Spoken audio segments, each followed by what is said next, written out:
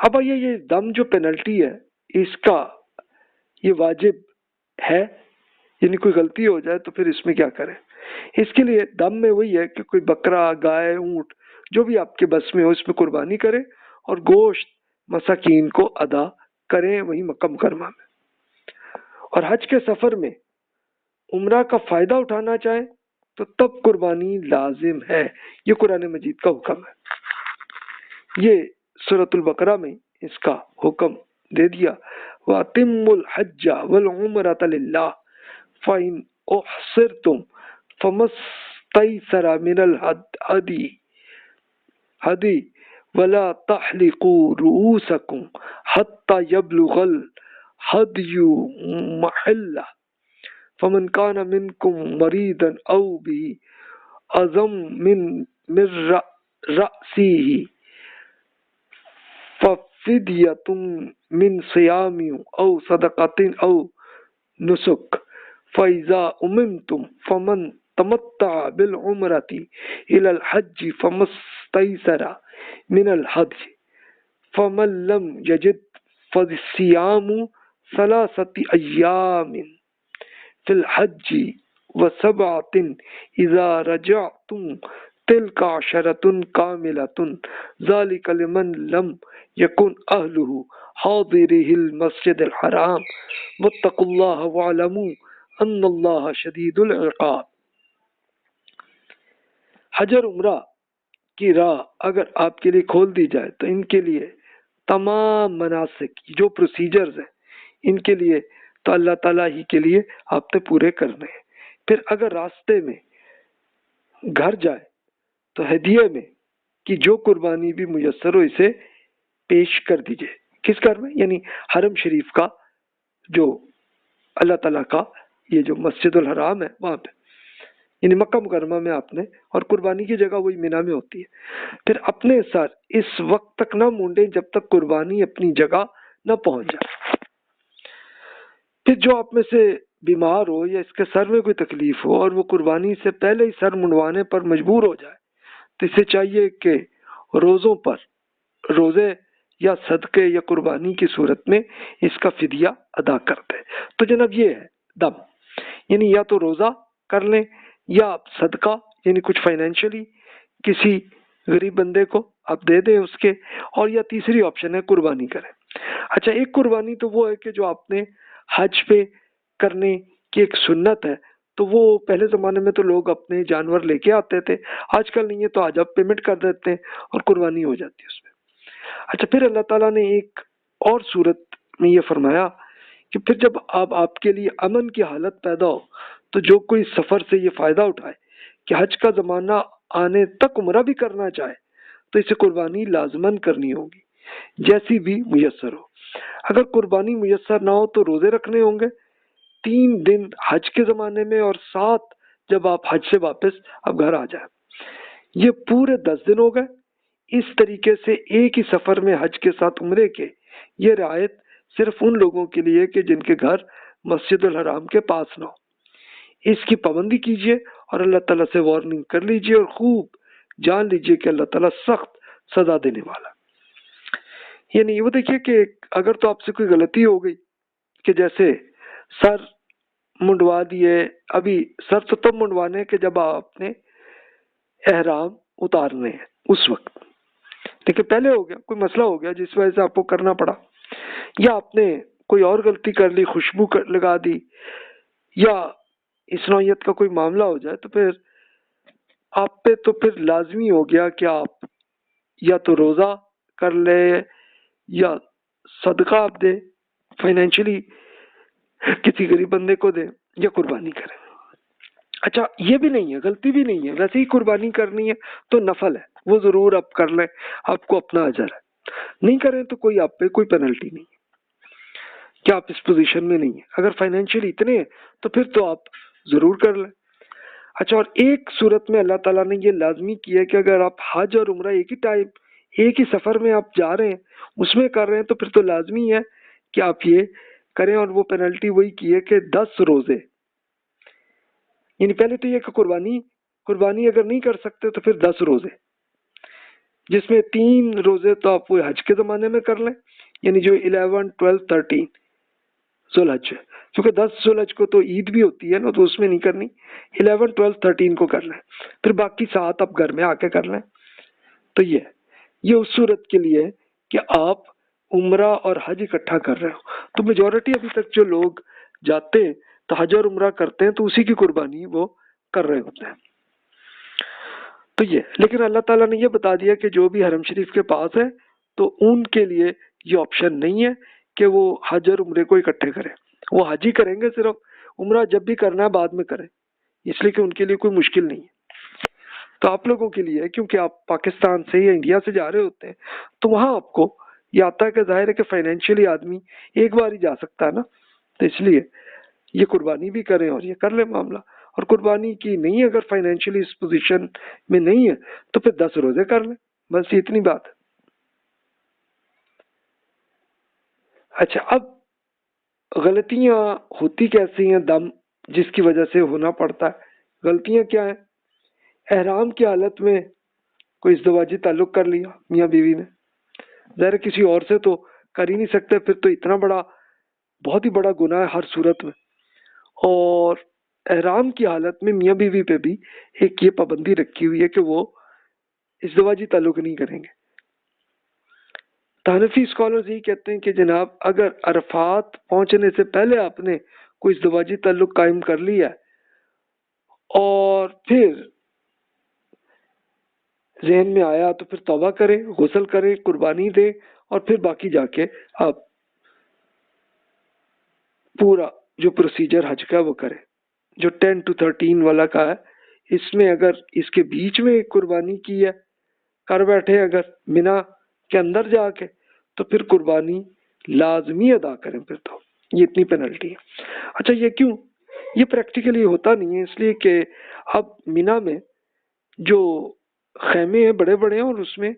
کوئی میاں بیوی اکیلے نہیں ہوتے، بلکہ مرد الگ ہوتے ہیں، خواتین الگ ہوتے ہیں، اور تعداد بھی بہت بڑی ہوتی ہے، تو اس لیے آج کل یہ ایشو نہیں ہے۔ اچھا، پھر یہ بھی ہے کہ جنبی مرد ہو یا پیریڈ والی خاتون ہو، وہ اگر طواف کر لیں، یعنی جنبی کون ہے کہ اگر مرد کا احتلام ہو گیا، یعنی سوتے ہوئے کہیں سے پیریڈ جو مردوں کے ہوتے ہیں وہ نکل جائے اگر، تو تب ان کو فوراً غسل کرنا، سو کے جب بھی اٹھنا۔ اور خواتین میں پیریڈ آئے تو ظاہر ہے کہ اس دوران وہ طواف نہیں کر سکتی، یعنی وہ اللہ تعالیٰ سے دعا پورے دن جب چاہے کرتی رہے، لیکن ان پہ روزہ اور نماز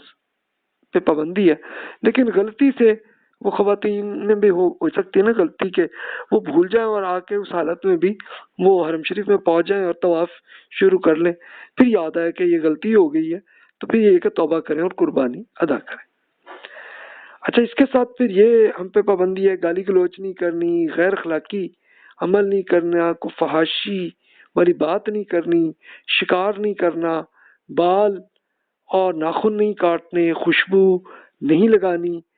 سلے ہوئے کپڑے نہیں پہننے، یہ مردوں پہ ہے۔ مردوں پہ یہ بھی پابندی ہے کہ سر نہیں ڈھانپنے، اور درخت کچھ توڑ دیا آپ نے، اس کی کوئی ذرا سا حصہ ہی توڑا ہو چاہے آپ نے، تو یہ یا سر منڈوا لیا آپ نے یا کٹوا لیا، ناخن کاٹ لیے، خوشبو، یہ سب آپ پہ پابندی اگر کر بیٹھے تو پھر توبہ کریں، قربانی ادا کریں، اور غریب لوگوں کو اس کا گوشت دیں۔ اور اگر قربانی کی اس پوزیشن میں نہیں ہے تو پھر وہی اللہ تعالیٰ نے قرآن پاک میں بتا دیا کہ پھر آپ فائنینشلی کچھ لوگوں کی وہ خدمت کر لیں۔ اچھا، وہ بھی نہیں اگر کر پا رہے تو پھر روزے کر لیں۔ اب موجودہ زمانے میں قربانی کا وہ طریقہ وہی ہے کہ جو میں نے ابھی عرض کیا کہ پہلے زمانے میں تو لوگ اپنا جانور لے کے آتے تھے نا، آج کل تو خود سعودی حکومت یہ پورا کر رہی ہوتی ہے، آپ صرف پیمنٹ کر رہے ہوتے ہیں، اور اسی بیسس پہ اگر آپ کو بعد میں وہ غلطی ہو گئی احساس تو اس کے لیے بھی وہ سعودی حکومت نے باقاعدہ اس کے لیے وہ کیا ہوا ہے۔ آپ نے سمپل یہی کرنا ہے کہ اپنے ڈیبٹ کارڈ یا کریڈٹ کارڈ کے ذریعے گورنمنٹ کے بینک میں وہ پیمنٹ کر دیں تو ساتھ فوراً ہی میسج آ جاتا ہے کہ جناب اس ٹائم پہ آپ کی یہ قربانی ہو جائے گی. تو یہ ہے آج کل کا طریقہ. تو اگر اتنی رقم نہیں ہے تو پھر 3 روزے آپ کر لیں جو غلطی کر بیٹھے, اور تھوڑی رقم ہے تو اس سے کوئی 6 مسکین افراد کو کھانا کھلا دیں. تو یہی آپ کی پینلٹی ہے غلطیوں کی. لیکن اللہ تعالیٰ نے وہ بتا دی کہ آپ نے حج اور عمرہ اکٹھا کر رہے ہیں, ایک ہی سفر میں کر رہے ہیں, تو پھر آپ کر لیں, لیکن اس کے لیے پھر 10 روزے, یعنی قربانی کر لیں, نہیں کر سکتے تو 10 روزے پھر یہ اس کی. تو جناب یہ ہے اس کا. اب حج اور عمرے میں جو اللہ تعالیٰ نے جو روکا گیا ہے جو معاملات, یہ سورۃ المائدہ میں اس کا پورا حکم موجود ہے. اس میں دیکھیے یا ایھا الذین آمنوا لا یبلونکم اللہ بشیء من الصید تنالہ ایدیکم ورماحکم لیعلم اللہ من یخافہ بالغیب فمن اعتدى بعد ذلك فله عذاب علیم. یا ایھا الذین آمنوا لا تقتلوا الصید وانتم حرم ومن قتله منكم متعمدا فجزاء مثل ما قتل من النعم يحكم به ذوى عدل منكم هديا بالغ الكعبة أو كفارة طعام مساكين أو عدل ذلك صياما ليذوق وبال أمره عفى الله عما سلف ومن عاد فینتقم اللہ منہ واللہ عزیز ذو انتقام. یعنی اہل ایمان اللہ تعالیٰ کچھ ایسے شکار کے ذریعے آپ کو احرام کی حالت میں آزمائش میں ڈالے گا جو آپ کے ہاتھوں اور نیزوں کے زد میں ہوگا, تاکہ اللہ تعالیٰ دیکھ لے کہ آپ میں سے کون اللہ تعالیٰ کو دیکھے بغیر اس سے خبردار ہے اور کون وہ شخص ہے کہ جو خبردار نہیں ہے, کہ جو اگنور کر رہا ہے. پھر جس نے اس تنبیہ کے بعد بھی اللہ تعالیٰ کی طے کیے ہوئے پروسیجر سے تجاوز کیا تو اس کے لیے ایک دردناک سزا ہے. اہل ایمان احرام کی حالت میں شکار نہ کیجیے گا. یاد رکھیے کہ آپ میں سے جس نے جانتے بوجھتے اسے مارا, اس کا بدلہ آپ کے جانوروں میں اسی کے ہم پلہ کوئی جانور ہو جیسا جانور اس نے شکار کیا ہو, جس کا فیصلہ آپ میں سے 2 عادل آدمی کریں گے, اور یہ نیاز کی حیثیت سے کعبہ پہنچایا جائے گا. اور اگر نہیں تو اس گناہ کے کفارے میں مسکینوں کو کھانا کھلانا ہوگا یا اسی کے برابر روزے رکھنے ہوں گے تاکہ وہ اپنے کیے کی سزا چکھے. اس سے پہلے جو کچھ ہو چکا اسے اللہ تعالیٰ نے معاف کر دیا, لیکن اب اگر کسی نے اسے ٹھہرایا تو اللہ تعالیٰ اس سے بدلہ لے گا. اللہ تعالیٰ زبردست ہے, وہ بدلہ لینے والا ہے. یعنی اب دیکھیں کہ یہ اتنی پینلٹی اللہ تعالیٰ نے کیوں کر دی. اب اس کے لیے یہ دیکھیے خاص طور پہ اللہ تعالیٰ نے یہ بتایا شکار کا. اچھا اب ہم لوگوں کو اتنا ایشو نہیں ہے, لیکن صحابہ کرام رضی اللہ عنہم پہ تھا. یہ خاص طور پہ جو مدینہ سے آ رہے ہوں 400 کلومیٹر ہے, اور اس زمانے میں سفر کتنا چلتا تھا, ایک دن میں 50 کلومیٹر ہی بنتے تھے. تو یہ 8 دن تک جانا ہے اور اس میں کھانے کی ضرورت ہے. تو اب اس کے لیے رسول اللہ صلی اللہ علیہ وسلم نے یہی طریقہ رکھا ہوا تھا کہ بھی آپ اس میں سے کھانے کو لے کے ساتھ جائیں تاکہ وہ 8 دن میں جہاں پہ بھی ہو ضرورت تو آپ وہ کھا سکیں, اور احرام باندھیں تو پھر آپ شکار نہیں کر سکتے. اور اللہ تعالیٰ نے اب یہ آزمائش کی ان کی کہ ہاتھوں اور نیزوں میں بھی وہ پرندے آئیں گے, اور وہ آئے. تو ایک صحابی سے یہ غلطی ہو گئی, انہوں نے ایک تیر مار دیا, وہ آ گیا, اور یہ گدھے تھے, ایک جنگلی گدھا جو ہے نا وہ تھا. تو اب ان پہ کسی صحابی نے بھائی یہ آپ سے غلطی ہوئی, کہتے نہیں جی میں نے تو احرام باندھا ہی نہیں ابھی, تو اس لیے کر لیا. تو اب وہ خیر اس کا ابھی وہ بنا رہے تھے, اس کا کھانا تو رسول اللہ صلی اللہ علیہ وسلم کو معلوم ہوا، تو آپ نے فرمایا کہ نہیں بھائی اس کا گوشت آپ نکال دیں اور چھوڑ دیں اس کو، اس لیے کہ آپ نیت کر کے آپ میقات تک تو آ گئے تھے نا، اب آپ نے چلو احرام نہیں ابھی باندھے، ذوالحلیفہ میں وہ پہنچ گئے ہوئے تھے، تو پھر آپ نے شکار کیا تو بس وہی وہ حج کا آپ پہ ہو جائے گا، اس لیے نہ کریں۔ اب اللہ تعالیٰ نے یہ بتایا کہ بھی جس جانور سے بھی آپ نے شکار کر بیٹھے تو وہ بتا دیا کہ بھی اس کا جو بھی ہم پلہ یعنی اس کے برابر کا جانور کہ آپ کو قربانی کرنی ہوگی، اور اس کا فیصلہ کوئی دو معقول آدمی فیصلہ کریں گے، کہ مثال کے طور پر جیسے بکرا ہے، اگر کیا تو پھر تو کنفرم ہے نا بکرا ہی آپ قربان کریں۔ اچھا اگر آپ نے ہرن آ گیا تو ہرن کا پھر کیا ہے، ہرن تو ایسے نہیں ملے گا نا آسانی سے، اس کے لیے اللہ تعالیٰ نے بتا دی جو بھی اس سے ملتا جلتا جانور، اب وہ کیا بکرا ہی ہوگا۔ اگر آپ نے غلطی سے آپ نے لیٹ سپوز کسی بھینس کو شکار کر بیٹھے تو اس سے ملتا جلتا کون سا جانور ہے آپ کا، گائے ہوگی جو کہ ہوتی ہے مکہ مکرمہ کے پاس، تو وہاں پہ وہ دیں پینلٹی، اور یہ نہیں کر پا رہے تو پھر آپ مسکینوں کو کھانا دیں، تو یہ آپ پہ پینلٹی ہے اس کی، یہ لازمی۔ تو یہ لیکن اب آج کل کے زمانے میں شکار کی ہمیں ضرورت نہیں پڑتی، اللہ کا شکر ہے۔ لیکن یہ دیکھیں کہ صحابہ کرام رضی اللہ عنہ سے لے کے تو آلموسٹ 1200 ایئرس تک، بلکہ یہ ہم کہہ لیں کہ آلموسٹ 13 ایئرس تک یہ معاملہ رہا۔ ظاہر ہے کہ سواری یہی آتی تھی، لوگ گھوڑے پہ یا اونٹ پہ وہ جاتے تھے، تو وہاں تھا یہ، تو اس وقت تک یہ اللہ تعالیٰ یہ آزمائش کرتے رہے۔ اب آ کے ہمارے زمانے میں اللہ تعالیٰ نے ذرا آسانی کر دی کہ ہم پھر کچھ گھنٹوں میں ہم پہنچ جاتے ہیں، میقات سے لے کے مکہ مکرمہ پہنچنے میں ہمیں شکار کی ضرورت ہی نہیں ہوتی، اور بیچ میں بھوک لگ جائے جہاں مرضی رک لیں، کسی ریسٹورینٹ میں کھا لیں، کوئی ایشو نہیں۔ تو یہ دیکھیں میقات وہ آلموسٹ 100 کلومیٹر کے آس پاس ہی ہر طرف سے، لیکن مدینہ سے آ رہے ہیں تو 400 کلومیٹر جتنا ہے، تو یہ ہے آلموسٹ، تو 120 کلومیٹر یہ رابغ اور ادھر سے یہ الیس کے پاس کا ایریا، یہ لملم جیسے کہتے ہیں وہ ہے، اور طائف کی طرف سے آپ آ رہے ہیں تو وہاں سے کوئی 100 کلومیٹر جتنا ہے، تو ٹھیک ہے اتنا بڑا ایشو نہیں ہے۔ لیکن مدینہ میں سے جو آتے تھے صحابہ کرام ان کو 400 کلومیٹر لگتے تھے۔ اچھا پھر آگے اللہ تعالیٰ نے حج اور عمرہ